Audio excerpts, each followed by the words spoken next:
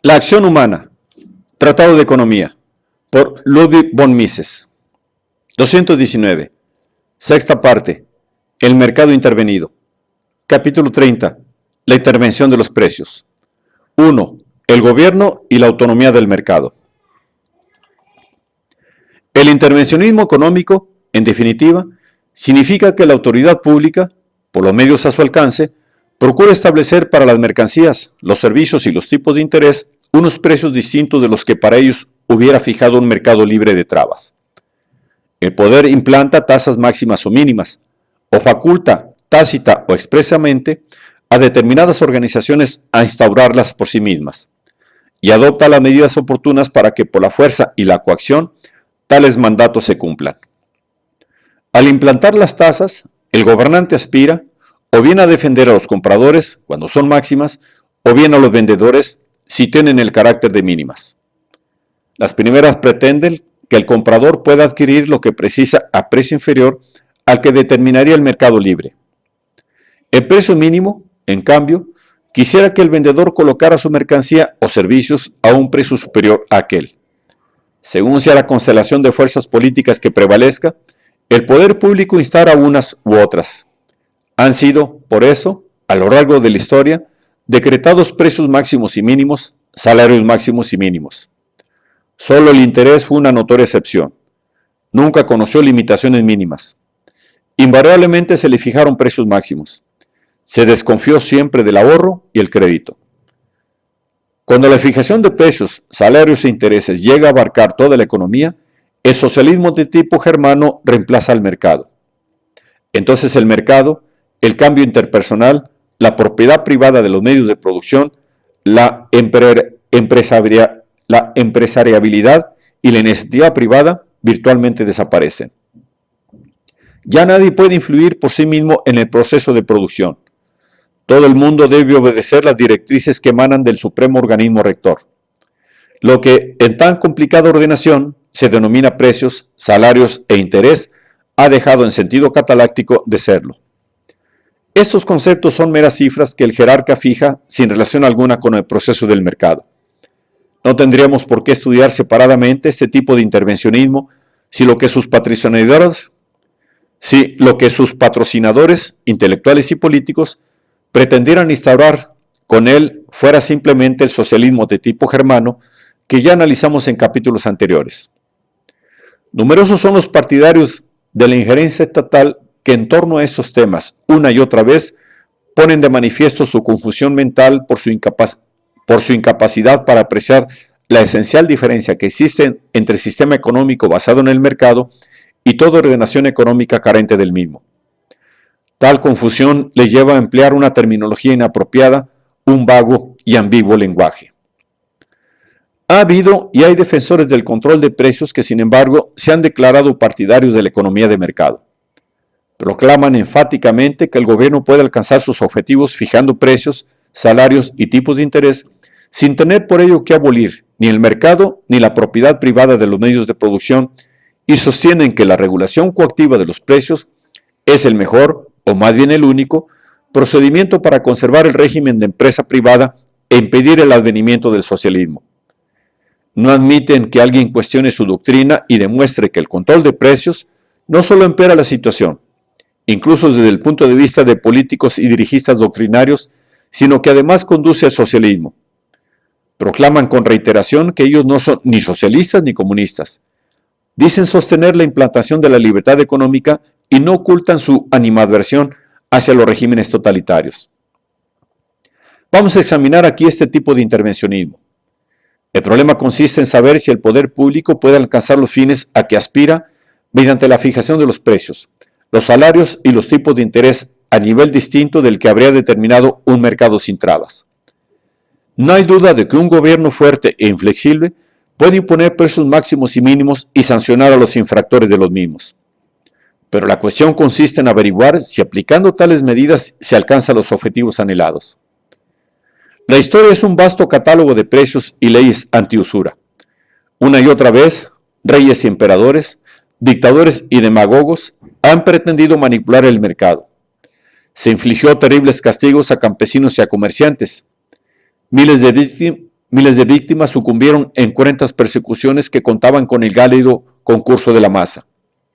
Pero todas esas tentativas acabaron siempre fracasando. La explicación que teólogos, filósofos y jurisperitos daban a tales fracasos coincidía plenamente con la opinión de gobernantes y masas. El hombre, arguían, es por naturaleza ruin y pecador. La autoridad fue harto remisa en imponer el respeto a sus propios mandatos. Debía haber apelado a métodos aún más enérgicos y expeditivos. La sensatez comenzó a imponerse con motivo de un problema específico. Durante siglos, los gobiernos se habían dedicado a envilecer la moneda circulante. Sustituían los metales nobles por otros de menor ley o valor, o reducían el peso y tamaño de las monedas. Asignaban a las envilecidas el nombre de las antiguas y decretaban su curso forzoso. Más tarde impusieron análogo criterio a sus súbditos en cuanto al tipo de cambio del oro y la plata, y por último lo hicieron también por lo que respecta a la relación entre la moneda metálica y los billetes de banco o el papel moneda.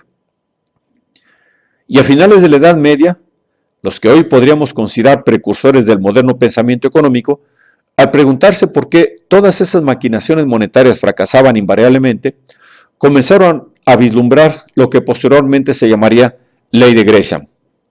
Pero había de transcurrir todavía mucho tiempo antes de que los estudiosos, avanzado el siglo XVIII, se percataran de la interconexión de todos los fenómenos del mercado. Los economistas clásicos y sus continuadores utilizaron a veces expresiones que se prestaban a equívocas interpretaciones, pero solo por parte de quienes deliberadamente deseaban hacerlo. Hablaron de la imposibilidad de controlar los precios. Con tal expresión no querían decir que fuera imposible dictar órdenes implantando precios. Solo afirmaban que mediante estas no se conseguían las finalidades perseguidas por quienes las imponían y que las cosas, lejos de mejorar, invariablemente tenían que empeorar. Llegaban, en definitiva, a la conclusión de que tales prevenciones, a más de ineficaces, resultaban contraproducentes. Conviene observar que el problema del control de los precios no es meramente uno de los problemas con que ha de enfrentarse la ciencia económica, ni siquiera un problema que permitía a los economistas mantener, con fundamento, opiniones diferentes. La cuestión es, en definitiva, esta. ¿Existe una ciencia económica? ¿Existen leyes que regulen efectivamente los fenómenos del mercado? Quien conteste negativamente a estas dos preguntas niega la misma posibilidad, racionalidad y existencia de la economía como rama del conocimiento. Pone de nuevo su fe en aquellos dogmas imperantes por doquier cuando la economía apenas iniciaba sus primeros balbuceos. Opina, en definitiva, que es equivocado afirmar la existencia de leyes económicas, que es erróneo suponer que los precios, salarios y tipos de interés derivan exclusivamente de los datos del mercado. Habrá de sostener que el gobierno tiene poder para determinar ad libitum los fenómenos del mercado. Un defensor del socialismo no necesita ser contrario a la ciencia económica. Sus postulados no tienen por qué implicar la indeterminación de estos fenómenos. Pero el intervencionista, al propugnar la reglamentación coactiva de los precios, no tiene más remedio que negar la propia existencia de la teoría económica, pues nada de la misma sobrevive en cuanto se niega la ley del mercado. La escuela histórica alemana era consecuente al condenar de modo categórico la ciencia económica pura, sustituyéndola por otra, es decir, por el aspecto económico de la ciencia política. Del mismo modo razonaba la mayoría de los partidarios del fabianismo británico y del institucionalismo americano. En cambio, quienes admiten la existencia de la ciencia económica y mantienen al mismo tiempo que mediante la regulación coactiva de los precios se pueden alcanzar los objetivos propuestos, se contradicen de modo lamentable. No es posible conciliar el modo de pensar del economista con el del dirigista. Si es cierto que los precios son consecuencia del funcionamiento del mercado, no pueden ser libremente manipulados por el gobierno. La intervención gubernamental es justamente un dato nuevo cuyas consecuencias el propio funcionamiento del mercado determinará, de modo que al final no tienen por qué producirse los resultados que el poder público buscaba. Las consecuencias últimas, incluso desde el punto de vista del gobernante, pueden resultar menos deseables que la situación que él mismo pretendía cambiar. No disminuye la fuerza del argumento el que, entre comillas, hablemos de leyes económicas para así denostar mejor la idea de ley. Cuando se trata de las leyes de la naturaleza, todos advertimos su inexorabilidad,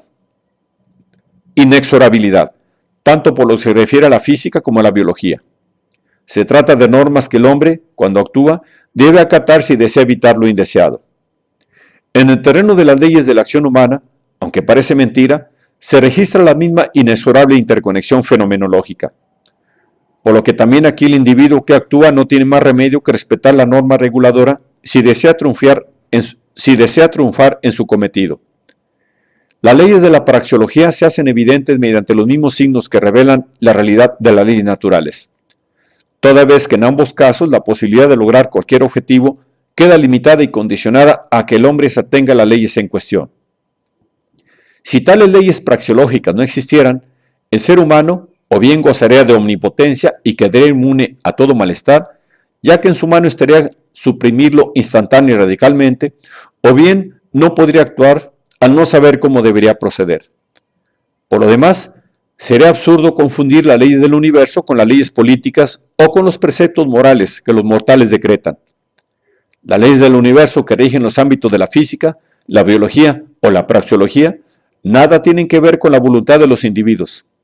Son fenómenos ontológicos primarios que de modo fatal condicionan la humana capacidad de actuar. Los preceptos morales y las leyes políticas no son sino medios utilizados por el hombre para el logro de fines determinados. Ahora bien, el que tales objetivos puedan o no alcanzarse de este modo depende de las leyes del universo. Las leyes elaboradas por el hombre son apropiadas y útiles y facilitan el logro de los fines propuestos e inadecuadas y contraproducentes en otro caso. Se puede discutir su idoneidad, pero cuando se trata de las leyes del universo, toda discusión acerca de si son convenientes o perturbadoras es vacua e inútil. Son estas lo que son, y nada ni nadie es capaz de cambiarlas. Su violación es automáticamente sancionada. Las normas de origen humano, en cambio, fácilmente quedan conculcadas en cuanto se debilita el aparato represor del Estado.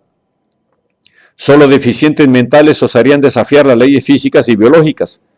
En cambio, son innumerables los que creen poder ignorar las leyes económicas. Los gobernantes pocas veces admiten que su poder se haya limitado por leyes distintas de la física y biológicas. Jamás aceptan que los tan lamentados fracasos son consecuencia de haber violado perentorias leyes económicas. La escuela histórica alemana se destacó en el rechazo del conocimiento económico. No podían admitir aquellos catedráticos que sus ídolos, los electores Hohenzollern de Brandenburgo y los reyes de Prusia, carecieran de omnipotencia.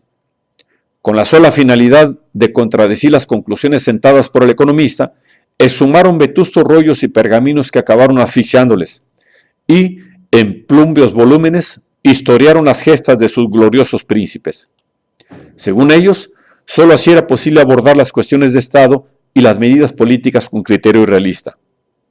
Nuestros trabajos, añadían, se nutren de hechos verdaderos y reflejan la vida, al margen de exangües abstracciones, generalizaciones o equivocadas vaguedades, tan del gusto de los doctrinarios británicos.